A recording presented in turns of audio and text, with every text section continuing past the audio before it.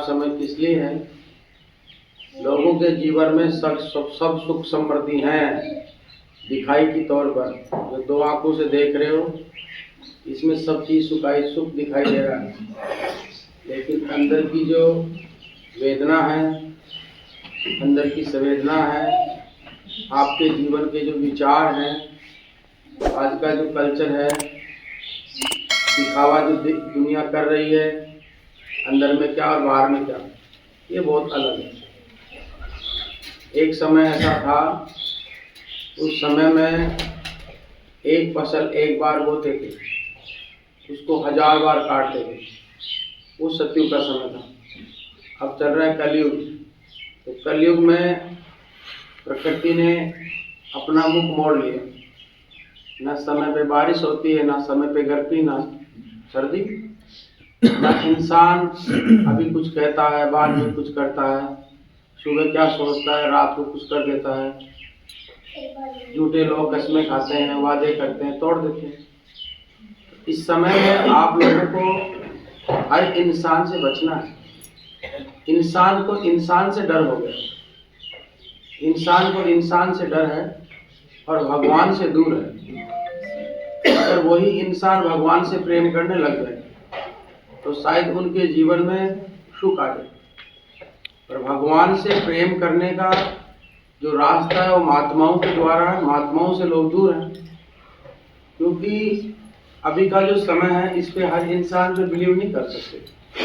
विश्वास करने के लिए उस इंसान से मिलना पड़ता है, उससे बैठना पड़ता है, समझना पड़ता है। आज कोई बच्चे की शादी होती है तो उसमें ही बहुत टाइम लग जाता है।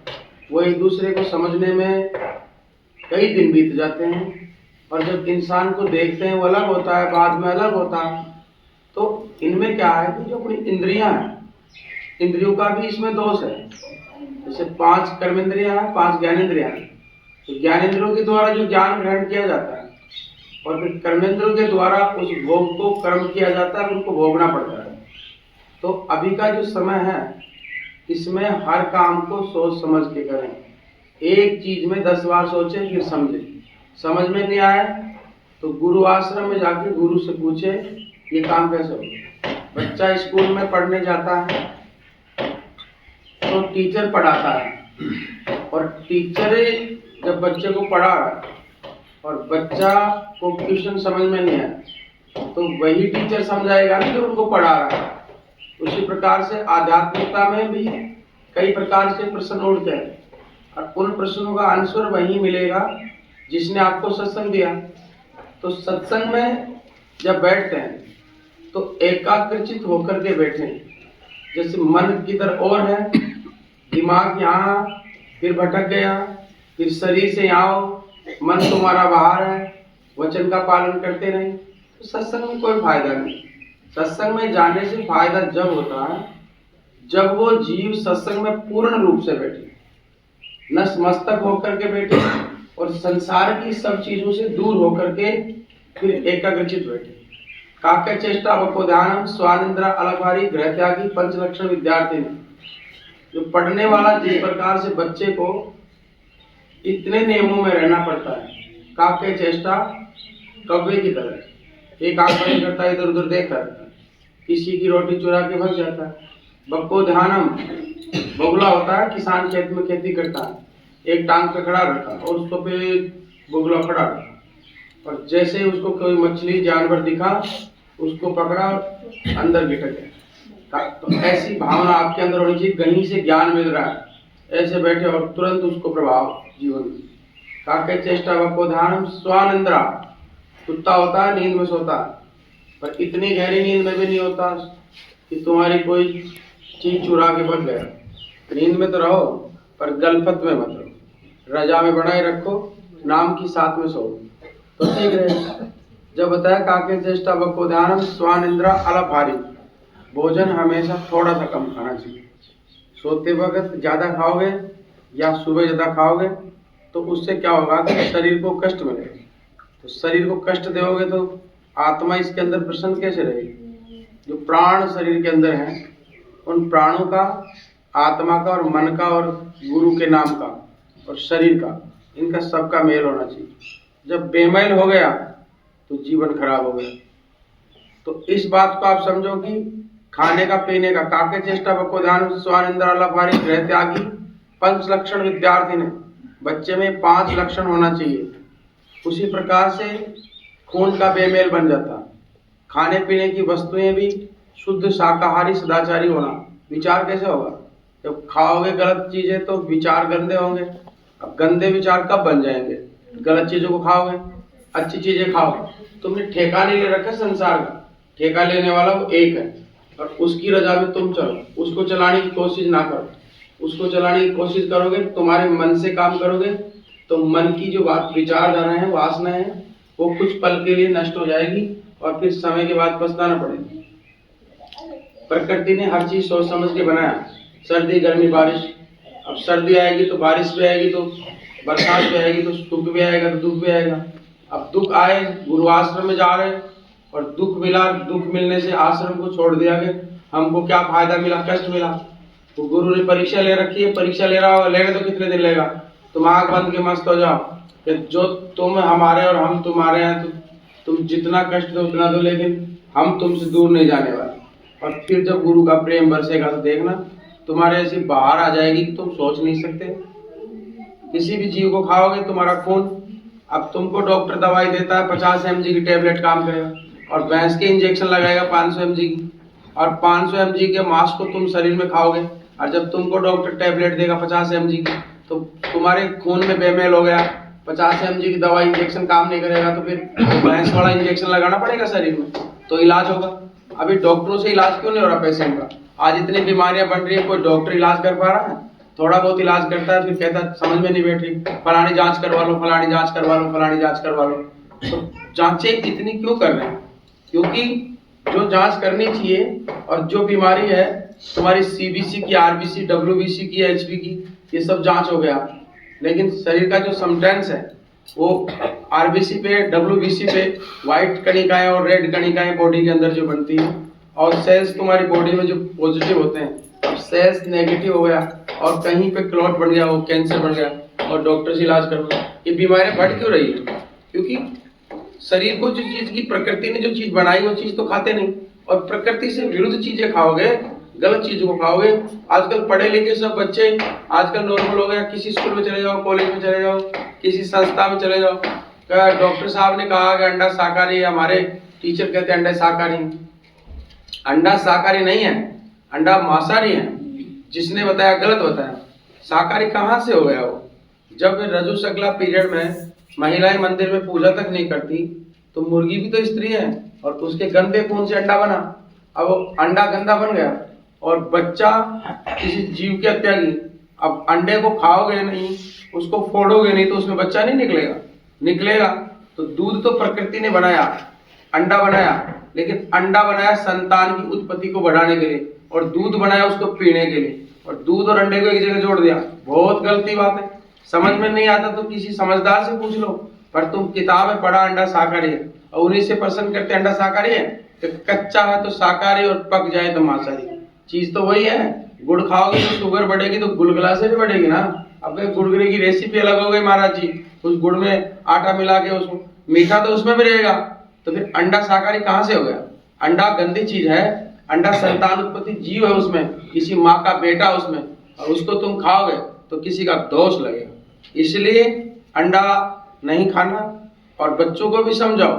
छोटे छोटे बच्चे हैं, स्कूल में चले जाते हैं और वह कहीं दूसरे बच्चों के साथ में कुछ खा गए, गड़बड़ कर, तुम्हारी भक्ति खराब हो जाएगी। शुद्ध शाकाहारी रहोगे तो भक्ति बनेगी। भक्ति का देखो क्या है, भक्ति बनाने में आपको कई चीजों का परहेज करना पड़ेगा। पहली जो परहेज है वो है कि आपको सिंसियर रहना पड़ेगा, बिल्कुल सादा जीवन, ज्यादा दिमाग नहीं। ज्यादा दिमाग लगा करके किसी को ठिगोगे तो फिर भगवान तुमको अगले जन्म में पागल का रूप देगा। दिमाग भगवान ने दिया जीने के लिए, किसी से ठिगो नहीं, पर ठिगने के लिए नहीं दिया। दिमाग दिया है आपको तो उस दिमाग से आप अपना जीवन चलाओ, किसी से धोखा मत खाओ। ये दिमाग आपका जो है, इस दिमाग से किसी धोखा नहीं खाना, पर इस दिमाग से किसी को धोखा देना नहीं। इस बात को समझो। अब दिमाग ज्यादा है, टैलेंट आदमी फलाना बावड़ा टाट था, उसको मैंने महाराज जी ठीक दिया और उसको बावड़ा बना के उसको मैंने बावड़ा बना दिया और उसे इतने पैसे ऐंठ लिए। तेज दिमाग लगा करके अपने जीवन को कोई ठीके नहीं, ये ध्यान रखो। पर तेज दिमाग लगा के किसी को तुम ठीको, ये गलत है। तुम्हारे दिमाग से कोई ठीके नहीं, इतने बावड़े मत रहो। अपनी मान मर्यादा सम्मान पे कोई ठेस नहीं पहुंचाए, इसके लिए लड़ो। पर तुम किसी का मान सम्मान बिगाड़ो, ये गलत है।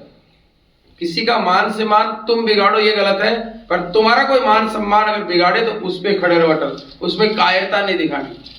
तुम सैनिक हो, जबरदस्ती किसी को नहीं मारोगे, पर तुम्हारे देश पे कोई हाथ उठाए तो तुम खड़े खड़े नहीं देखोगे, फिर तुम उनको उड़ाओगे। ये तुम्हारा सामर्थ्य है, ये तुम्हारा जीवन।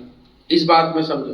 तुम किसी की गलत तरीके से किसी को इंटेंस मत दो, पर तुमको कोई दे रहा तो उनको समझाने का सामर्थ्य भी तुम्हारा होना चाहिए। जब तुम्हारे गुरु को बलवान माना जाएगा। अब तुम उसकी सुन रहे हो, सुन ले, कुछ भी करते रहो, इतनी तुम्हारी साधना और भक्ति नहीं। इस बात को समझो। वो जब बहुत ऊपर की भक्ति बन जाएगी और चरम सीमा में जब तुम चले जाओगे, संसार से ऊपर उठ जाओगे और चरम सीमा से भक्ति, ध्यान, भजन और मेडिटेशन हो जाएगा। जब तुम नीचे की चीजों को भूल जाओगे, रिश्ते, तुम्हारे पत्नी पति, माँ बाप, एक परिवार, समाज, इन सब चीजों से तुम ऊपर उठ जाओगे कि हम इनसे कोई वास्ता नहीं है। जब जाकर के फिर वो तुमको कोई कुछ बोल रहा है, वो चीज अलग है, उस जगह पे नहीं पूछो। और बिना गुरु के तो तुम जीवन में पार हो ही नहीं सकते। तुम कितने भी देवी देवताओं की भक्ति कर लो, कितने भी उपासना कर लो। अब कोई कहे हनुमान जी का भक्त हूँ, कोई कहे ठाकुर जी का भक्त हूँ, कोई कृष्ण का भक्त है, किसी का भी भक्त बनो जाओ, भगवान नहीं मिलेगा। भगवान मिलेगा गुरु बना करके, गुरु जो रास्ता बताए उस भगवान का जप तुम करो। अब इस बात को समझो, मोटी बात। तुम देवी देवताओं की पूजा खूब करो, खूब मंदिरों में जाओ, शांति मिलती है जाने से। हम भी जाते, तुम भी जाओ, सबको जाना। मंदिर आदमी ने बनाया, ये भगवान ने बनाया। इस मंदिर में खुदा बैठा है, ये पक्का। पर इस मंदिर के खुदा को जगाने के लिए उस मंदिर को देखना पड़ेगा। और जब पहले एक स्त्री किसी ने नहीं देखी और आर्टिफिशियल कोई लेडीज बनी हुई है, उसको देखोगे तो मन में उत्पन्न होगी, ये औरत है, इसके बाल, इसके कान। जब रियल को देख लोगे तो पार हो जाओगे। तो गुरु जब तुमको आर्टिफिशियल भगवान से मिलाते हैं, दृश्य बताते हैं, ऐसा ध्यान, भजन, सुमरण, मेडिटेशन, और फिर जब तुम अंदर में खुद करोगे तो प्रैक्टिकल से फेरी हो जाएगा। जब फेरी हो गया तो ईश्वर मिल गया। ये तुमको ज्ञान समझना है। मतलब आर्टिफिशियल आइटम जो बना है उसको अपने दिमाग में बैठा के ओरिजिनलिटी, रियलिटी में जाना है। गुरु नाम देता है और तुमको रूप बताता है, और सुमरण, ध्यान, भजन और सिमरन का रास्ता बताता है। उसको समझना है, उसको समझ करके रियल में भगवान से मिलना है, रियलिटी से। अब रियल से मिलेगा तो गुरु को देखो, भगवान को देखो, गुरु को देखो, भगवान को देखो। अब उनमें फर्क तुमने कर दिया तो तुम्हारे जीवन में 100% तकलीफ है। अगर तुमने गुरु को छोटा और भगवान को बड़ा मान लिया तो तुम दोषी हो, पक्के दोषी हो। तुमको भगवान कोई और है तो गुरु जी हैं, ये गुरु ही तो भगवान है, भगवान ही गुरु हैं। जैसे लव इज गॉड, प्रेम ही ईश्वर है तो ईश्वर ही प्रेम है, उसी प्रकार से गुरु ही भगवान और भगवान ही गुरु है। यानी भगवान गुरु में, गुरु को मान लिया तो गुरु भगवान से मिला देगा, ये पक्की बात है। मिला कैसे देगा? उसको देखोगे बार बार तो उससे मिल जाओगे। जो चीज देखोगे वही तो करोगे। छोटा बच्चा होता है, अब वो जो देखता है माता पिता से, बेटा इस रोटी को ऐसे खाना है, सब्जी लेनी है, दूध पीना, सब कुछ, तो वो बच्चा भी ऐसे पीने लग जाता है। और कहीं माँ के पेट से तो कोई सीख के आता नहीं, यही तो सीखते हो। तो ये सिखाने की क्लासेस है अभी जो चल रही है, ये आध्यात्मिक क्लास है।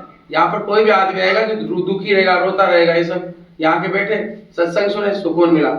और सब सुकून नहीं मिला, तुम्हारी जीवन की जो चीजें हैं ये सब सबके लिए एक बहुत बड़ा आपके जीवन में खुशी का भंडार है।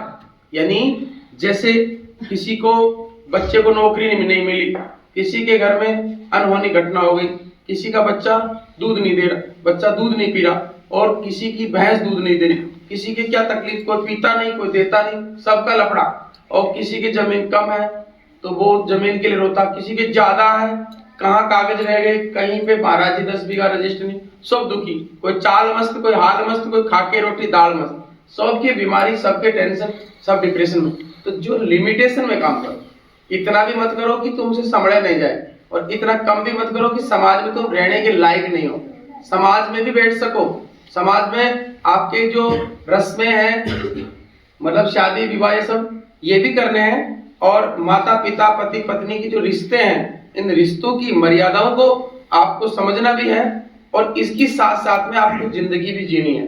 किसी का नौकर नहीं हो, किसी के बाप के, जो वो कहे वैसे करो। तुम सिर्फ भगवान के नौकर हो, भगवान कहे वैसे करो, और भगवान कहलाता है गुरु के द्वारा। तो जो वचन गुरु दे उस वचन पे चलो, आपका जीवन समर्थ हो जाए। अब गुरु को तुम छोटा मानते हो, तुम बड़े बन जाते हो, तो भक्ति नष्ट हो जाएगी, नाम खंडित हो जाएगा। और नाम खंडित जब हो गया तो फिर तुम्हारा कोई मतलब नहीं।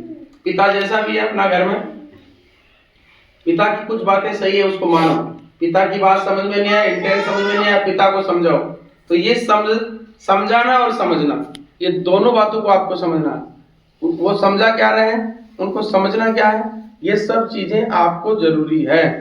खाने की, पीने की, उठने की, बैठने की, ये सब ध्यान भजन का जिनको नाम मिल गया, नामदान के बाद में आपको कई चीजों के प्रेज करने पड़ते हैं। कई चीज क्या है, जहां जरूरत रहे वहां पे बोलो, जहां जरूरत नहीं है वहां मौन रहो, जहां जरूरत पड़े वहां बोलो, जहां जरूरत नहीं वहां मौन रहो। कोई गलत कह रहा है उसका विरोध करो, नहीं हो रहा उठ के रवाना हो जाओ, बैठे नहीं रहो। गुरु की निंदा जहां होती है और जहां तुम चुपचाप सुन रहे हो तो तुम पागल हो। गुरु की निंदा हो रही है उसको चुप करो, गुरु की निंदा नहीं करे। नहीं सुनी जा रही, कान को नहीं सुनना है ना, देखना भी नहीं, ना सुनना ना देखना। जवाब दो उसको, आपके गुरु ने सत्संग दिया तो जवाब भी बताया होगा ना, वो जवाब याद रखो।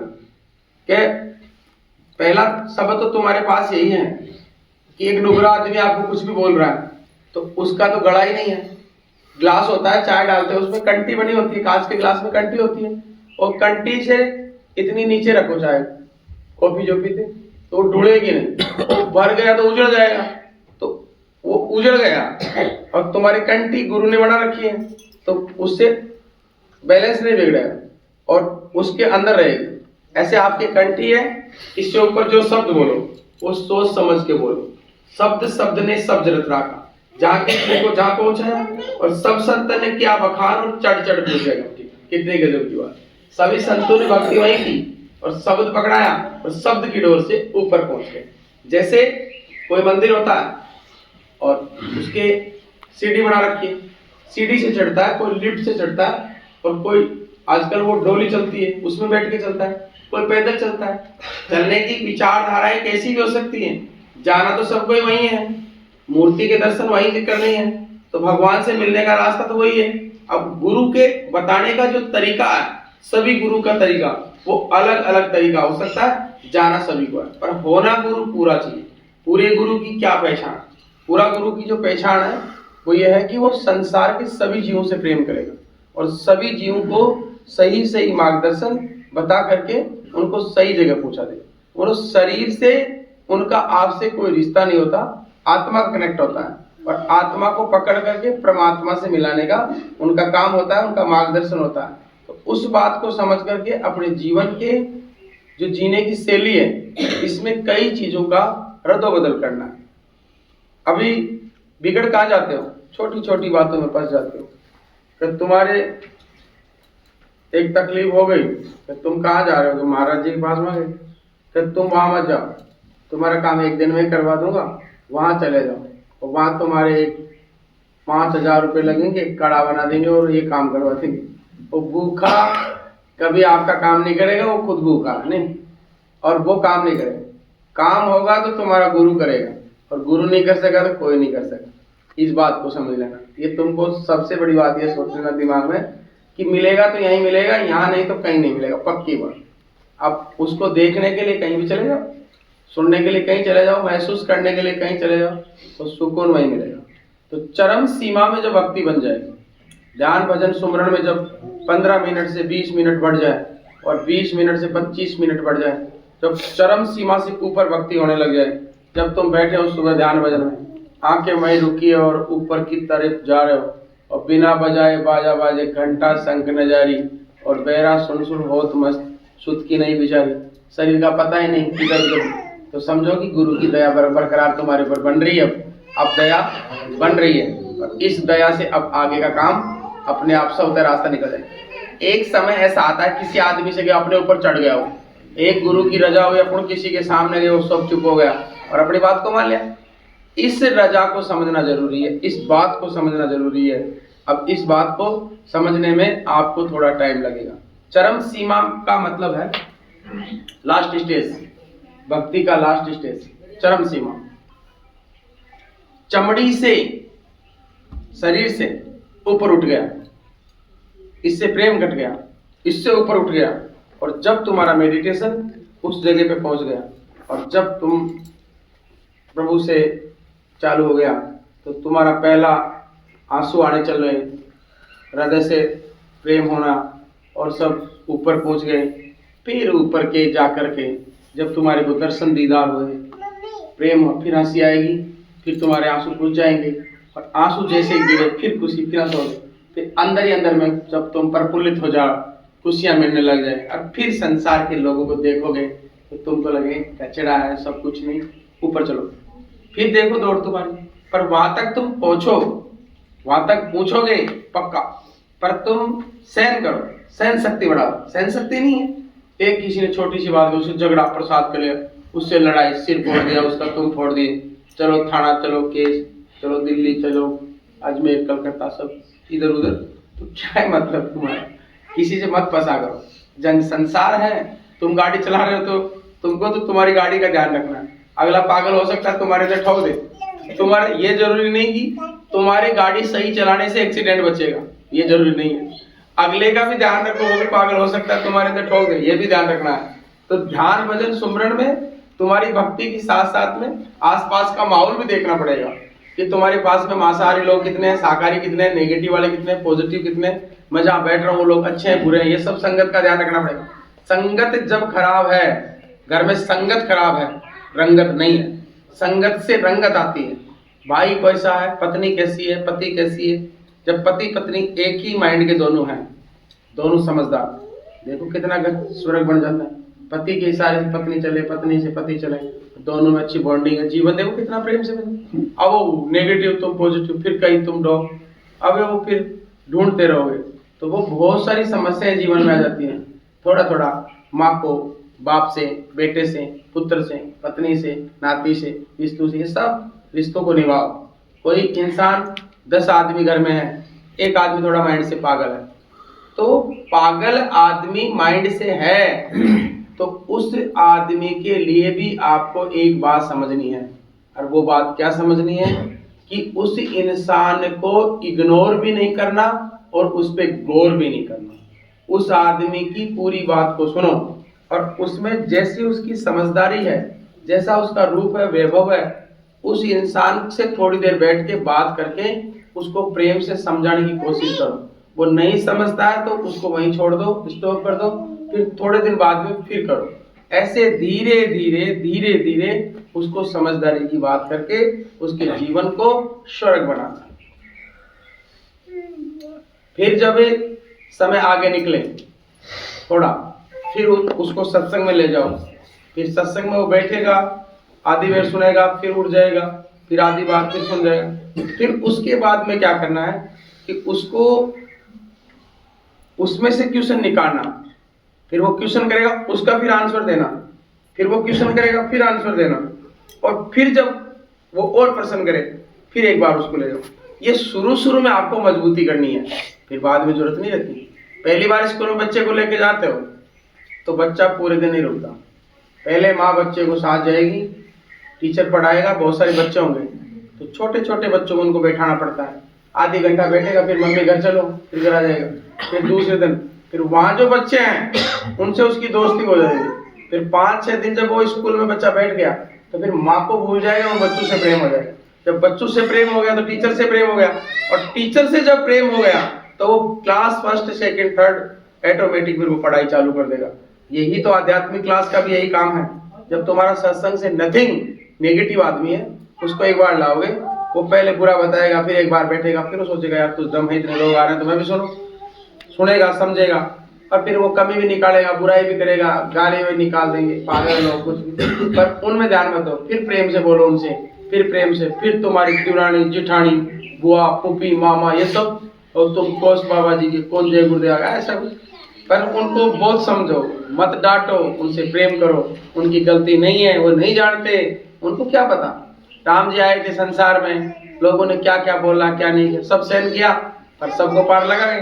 कृष्ण जी आए, सब सुनना पड़ा, जेल में भी जाना पड़ा, बहुत सारी समस्या है, जन्म ही जेल में हुआ। तो ये कोई खास बात नहीं। तुम जेल में गए, कष्ट आया, तकलीफ आई, वो हुआ फलाना, लड़ो इनसे, मुसीबत, हार नहीं माननी, पॉजिटिव रहो, हमेशा ईमानदारी पे रहो, सच्चे रहो।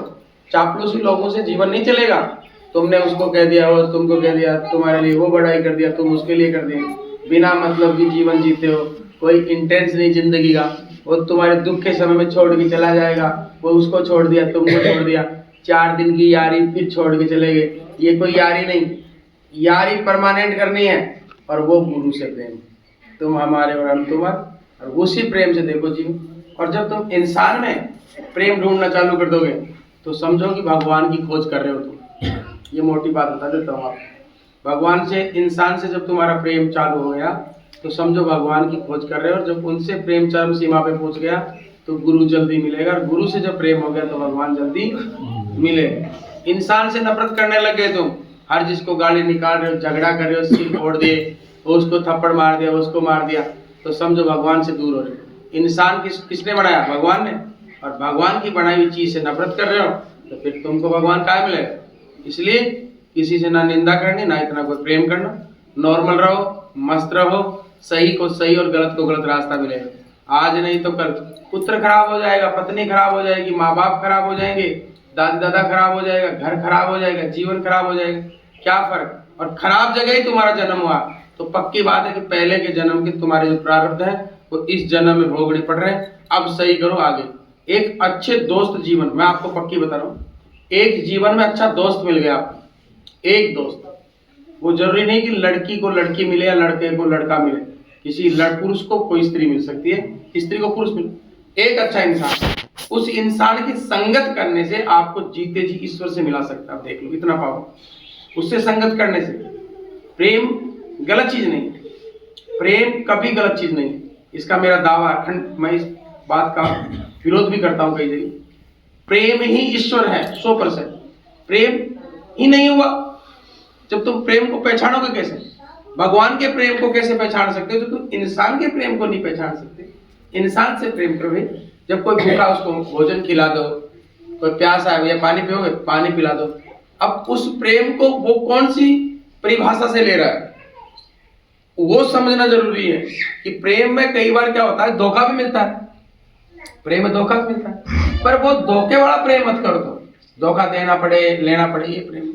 प्रेम बस निस्वार्थ, भूखा मिला भोजन खिलाया, पास पानी मिला, इसे प्रेम से बोले।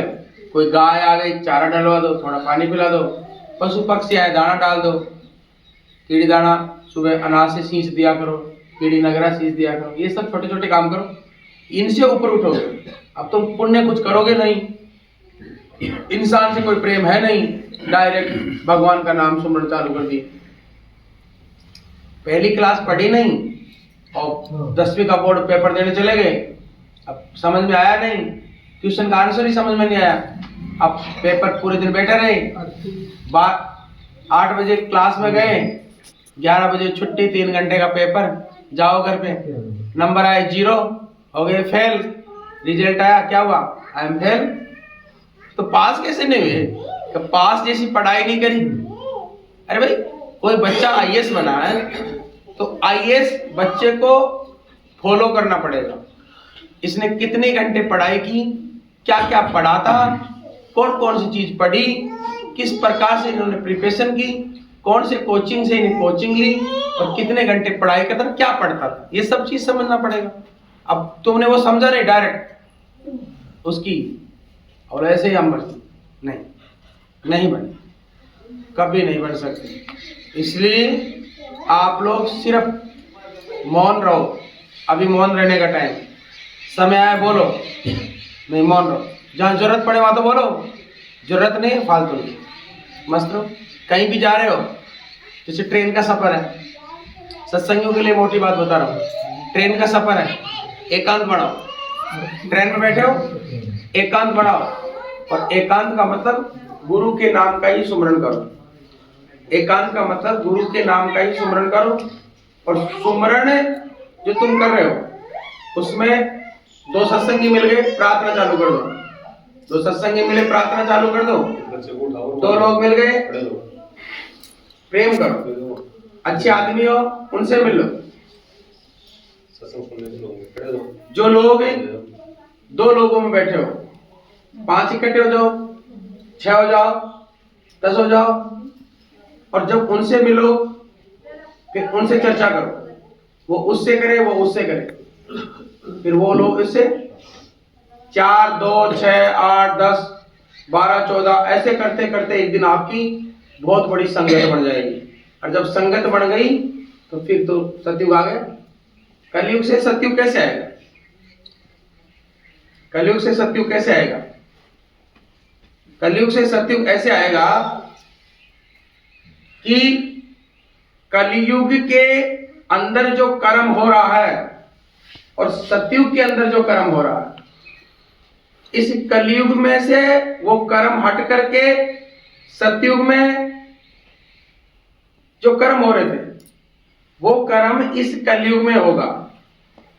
सतयुग वाला कर्म कलयुग में होने लग गया तो कलयुग में सतयुग आ जाएगा। अब सतयुग में क्या कर्म होते थे? सतयुग के कर्म ये थे कि सतयुग में कोई इंसान झूठ नहीं बोलता था, और तुम दिन रात झूठ बोलते हो। ऐसे ही सभी नियमों को बदलना पड़ेगा।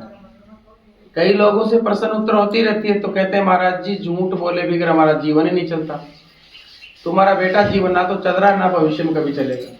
तुम कितनी भी झूठ बोलते रहो, जीवन नहीं चल सकता। झूठ बोल के सिर्फ टाइम पास कर रहे होंगे तुम किसी के साथ, बाकी जीवन नहीं जी रहे, मेरी गारंटी है जीवन नहीं जी सकते। झूठ बोल के टाइम पास कर सकते हो, साल 2 साल 5 साल निकाल लोगे, उसी नरक में आकर के जीना पड़ेगा। जैसे बरसात के दिन में गंदी नालियां बहती रहती है, अभी बह रही है, बारिश आएगी तो वो नालियों में पानी जाएगा तो नालियां साफ हो जाएगी।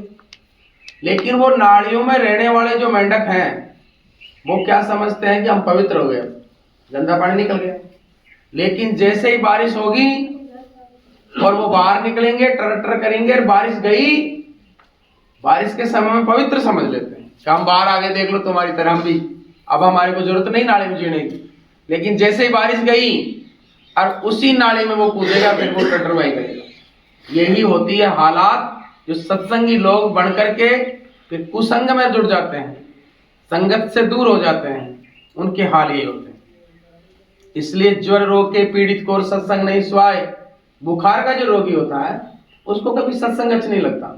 तो गेल चरण के जो लोग होते हैं जिनका जीवन शैली खराब है, खाने का, पीने का, जीवन का, चरित्र का, हर किसी से गलत बातें करना, हर चीज को गलत बनाना, नशा पता करना, ये सब मादक पदार्थ का ज्यादा सेवन करना, ये लोग क्या करते हैं कि जैसे सत्संग होता है, सत्संग में बैठ गए तो दूर जाकर के फिर वो अच्छी बात नहीं करेंगे कि आज के सत्संग में बहुत अच्छा मिला। नहीं, आज के सत्संग में 2 घंटे उनके खराब हो गए, मुझे यहाँ जाना था, और वो गला, तो उससे क्या होगा, उनका जीवन खराब हो जाएगा। इसलिए जितना हो सके, जितना हो सके, जितना हो सके उतना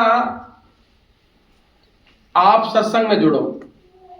जितना हो सके उतना सत्संग में जुड़ो, जितना हो सके उतने लोगों से मिलो, और जितना हो सके सत्संगियों की सत्संगी मदद करो। सत्संगी से सत्संगी मदद करेगा तो सतयुग आएगा।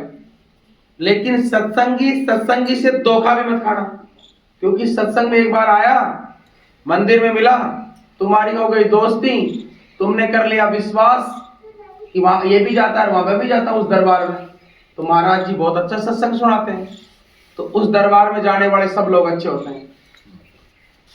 वो एक क्लास में टीचर पढ़ाते हैं तो एक बच्चा फर्स्ट डिवीजन पे आता है, एक सेकंड पे, एक थर्ड पे, एक फेल भी होता है, एक फेल भी होता है। फेल क्यों हुआ? फॉलो नहीं किया सत्संग को। फेल क्यों हुआ? पढ़ा, टीचर ने पढ़ाया, उसको पढ़ा नहीं उसने सही ढंग से, इसलिए वो फेल हो गया। टीचर वही था। तो ऐसे ही सत्संग में आने वाला हर कोई जीव को सत्संग परिपूर्ण रूप से मिलता नहीं, वो सुधरता नहीं, जरूरी नहीं है। तो सत्संगी से प्रेम भी करो, सत्संगी से बच के भी रहो। सत्संग के नाम पे, गुरु के नाम पर आडंबर कई पैदा कर लेते हैं। इसलिए पूरे नाम की भक्ति करें, सही समय का सत्संग सुने, सही समय पर विचारधाराएं करें और सही लोगों को समझ करके, सही वाणी को समझ करके, सही सत्संग को फॉलो करके, सही मार्गदर्शन को समझें और सही जीवन चलाएं। कम खाएं, गम खाएं। खाने का, पीने का, उठने का, बैठने का पूरा ध्यान रखें। नामदान के बाद में आपको परहेज करने पड़ेंगे। खाने पीने की चीजों में डॉक्टर परहेज बताता है, जुकाम हो जाते तो ठंडी चीज मत खाना, ये मत खाना, ये मत, सब चीजें मत खाना। उसी प्रकार से सत्संग में जाने के बाद जो गलत चीजें हैं, गलत आचरण, इनको अवॉइड करो और सही चीज को, सही इंसान को जीवन में अपनाओ। गलत चीजों से दूर रहो। खाने पीने में जितना हो सके जितना सादा खाओ, जितना हो सके जितना सादा खाओ। और सादा में क्या होगा कि सादा खाना खाओगे तो सादा विचार रहेगा। हरी सब्जियां ज्यादा खाओ, इससे शरीर स्वस्थ रहेगा। राजस्थान में जन्मे हो, छाछ, दूध, दही से प्रेम रखो, ये आपके जीवन में सही है। बीमार हो जो डॉक्टर बताए पेट में, यानी भक्ति के साथ साथ में शरीर को सही रखो। पहला सुख निरोगी काया। जब काया सही है तो भक्ति में बैठ जाओगे। शरीर खराब हो गया तो भक्ति में बैठने में मन नहीं लगेगा, ध्यान भजन में मन नहीं होगा। और फिर ध्यान भजन में अगर मन नहीं लगा तो कर्म नहीं बनेगा, और कर्म नहीं बना तो फिर तुम वही जगह हो जिस जगह पहले थे। इस जगह दुख और सुख ये सब जीवन में आएंगे। आंधी और तूफान यहाँ आएंगे, बारिश भी आएगी, सर्दी भी आएगी, गर्मी भी आएगी, सब आएंगे। तो फिर इनके लिए लड़ने के लिए तैयार हो। सैनिक बने हो, बॉर्डर पे ड्यूटी लगी है, कोई भी देश का आक्रमण हो सकता है। अब तुम बैठ के यही प्रार्थना करो कि आक्रमण ना हो, तो वो सब ईश्वर का काम है, तुम्हारा काम नहीं। तुम तो तैनात रहो। तुम जो युद्ध में जाओगे तो तलवार साथ में लेके जाना पड़ेगा। अब तो कई युद्ध होगा जब तलवार ले आऊंगा, तो फिर युद्ध पता नहीं कब चालू हो यार, तलवार तुम्हारी थी, गोली निकलेगी, तुम मर जाओगे। इसी प्रकार से समय का इंतजार हो रहा है, वो घड़ी जल्दी नजदीक है। 20 गई, 30, 40, 45, 50, 60, 70, बूढ़े हो गए, जर्जर शरीर, सफेद बाल आए और चमड़ी मुरझा जाएगी, चले जाओगे। बच्चा जन्म लेता है तो उसकी चमड़ी पूरी मुरझाई रहती है, और बुढ़ापा आता है तो फिर मुरझा जाती है, और उसी अवस्था में चला जाता है। जन्म लेता है तो उसको कोई पता नहीं होता कौन माँ बाप परिवार, और जब बूढ़ा हो गया, शरीर जर्जर हो गया, 1-2 दिन में जाने वाला है, तो उस समय में भी उसका शरीर ऐसा हो जाता है किसी से कोई मतलब नहीं, शरीर बिल्कुल खत्म, बॉडी स्वास्थ्य ऐसे। जन्म लेता है तो ऐसे मरने, जन्म और मरण में एक ही अवस्था होती है, दोनों। जन्मते वक्त वही अवस्था, मरने के समय में वही अवस्था है। जन्म में जो पीड़ा, मरते वक्त भी वही पीड़ा, और बीच का जो जीवन, उसको जिंदगी कहते हैं। इस जिंदगी को सही जियो, जिंदगी को भी सही जियो, और दुख ज्यादा प्रकट मत करो, प्रेम से रहो, खुश रहो, मस्त रहो। जय गुरुदेव, जय गुरुदेव, जय